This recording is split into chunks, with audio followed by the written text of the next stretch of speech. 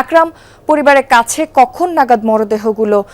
হস্তান্তর করা হবে এবং জানাজা দাফনের প্রস্তুতি সম্পর্কেও আমাদেরকে একটু জানাবেন। যদি আমি রয়েছি সাতক্ষীরা ভোমরা সীমান্তের একেবারেই জিরো পয়েন্টে এবং ওপারে যে ভারতের ঘোজাডাঙ্গা সীমান্ত সেখানে কিন্তু 10টার পরপরই যে আলিমুজ্জামান সাজুর মরদেহ ওখানে পৌঁছেছে এবং মরদেহ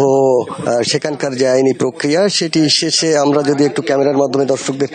দেখানোর চেষ্টা করি, আমরা দেখতে পাচ্ছি এই মুহূর্তে মরদেহবাহী যে অ্যাম্বুলেন্সটি সেটি কিন্তু বাংলাদেশের অভ্যন্তরে প্রবেশ করছে এবং বাংলাদেশের এই দীর্ঘক্ষণ প্রায় ঘণ্টাখানেক যে আইনি প্রক্রিয়া সেটি শেষ করে ভোমরা ভারতের যে ঘোজাডাঙ্গা সীমান্ত সেটির সীমান্ত পার করে এখনই আমাদের বাংলাদেশের যে ভোমরা সীমান্তের মধ্যে প্রবেশ করছে মরদেহবাহী যে অ্যাম্বুলেন্সটি সেটি আমরা একটু দর্শকদের দেখানোর চেষ্টা করছি এবং এর সঙ্গে ভারতের যে বিএসএফ তারাও কিন্তু রয়েছে, আমাদের বাংলাদেশের যারা বিজিবি রয়েছে এবং ইমিগ্রেশনের যারা ভোমরা ইমিগ্রেশনের পুলিশ কর্তৃপক্ষ তারাও কিন্তু রয়েছে, তারাও মরদেহটি বুঝে নেওয়ার জন্য আমরা একটু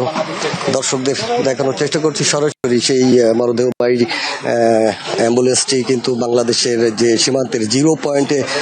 এরই মধ্যে প্রবেশ করেছে এবং সেখান থেকে মরদেহটি হয়তো যে আলিমুজ্জামান সাজুর পরিবার এবং যে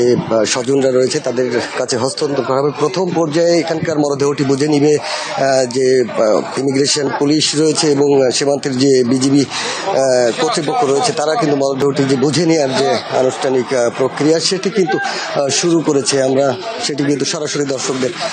দেখানোর চেষ্টা করছি এবং 1 ঘন্টা আগে ভারতের ঘোজাডাঙ্গা সীমান্তে কিন্তু মরদেহবাহী গাড়িটি পৌঁছায় এবং ভারতের ঘোজাডাঙ্গা সীমান্তের যে প্রক্রিয়া সেটি শেষ করে মরদেহটি এখনই আমাদের বাংলাদেশের যে ইমিগ্রেশন ভোমরা তাদের কাছে বুঝে দেওয়া হবে এবং তারপরে যে তার পরিবারের সদস্যরা রয়েছে তাদের কাছে হস্তান্তর করা হবে এবং এখান থেকে কালীগঞ্জের বরেয়া গ্রামের যে পারিবারিক কবরস্থান সেখানে তাকে দাফন করা হবে। জ্যোতি। আকরাম, ধন্যবাদ বিস্তারিত জানানোর জন্য।